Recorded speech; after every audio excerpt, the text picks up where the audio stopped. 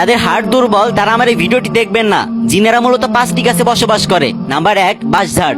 বাঁশঝাড় হচ্ছে জিনদের আস্থানা এবং বসবাসের প্রিয় একটি স্থান। নাম্বার 2, তাল গাছ। রাতের বেলায় একা একা কখনো তাল গাছের নিচ দিয়ে যাবেন না। যদি একান্ত যেতেই হয় তাহলে জোরে জোরে আয়তাল কুরসি পড়তে পড়তে যাবেন। নাম্বার 3, ছাতিম বা সরা গাছ। এই গাছও জিনদের আনাগোনা থাকে। দিনের বেলায় জিনেরা সাপ হয়ে এই গাছের নিচে লুকিয়ে থাকে। নাম্বার 4, কদম গাছ। কদম ফুল দেখতে যতটা সুন্দর, এই গাছ তার থেকেও বেশি ভয়ঙ্কর। প্রতিদিন সন্ধ্যার সময় তারা সবাই এসে এই গাছের নিচে ভিড় করে। নাম্বার 5, তেঁতুল গাছ। তেঁতুল গাছের কাহিনী আমাদের সবারই জানা। গভীর রাতে তেঁতুল গাছের উপর কারা যেন এসে বসে থাকে। তাই কারো বাড়ির আঙিনায় এসব গাছ না রাখাই উচিত। অনেকেই বলেন ভাই জিন বলতে কিছু হয় না। আরে ভাই, জিন বলতে যদি কিছু নাই হতো তাহলে আল্লাহ তাআলা কোরআন শরীফে সূরা জিন নামক একটা সূরা নাজিল করতো না। ভাই পুরা পৃথিবী মিথ্যা হয়ে যেতে পারে, কিন্তু আল্লাহর কোরআন কখনোই মিথ্যা হতে পারে না। তাই নিজেও সতর্ক থাকুন এবং ভিডিওটি শেয়ার করে অন্যকেও সতর্ক করুন।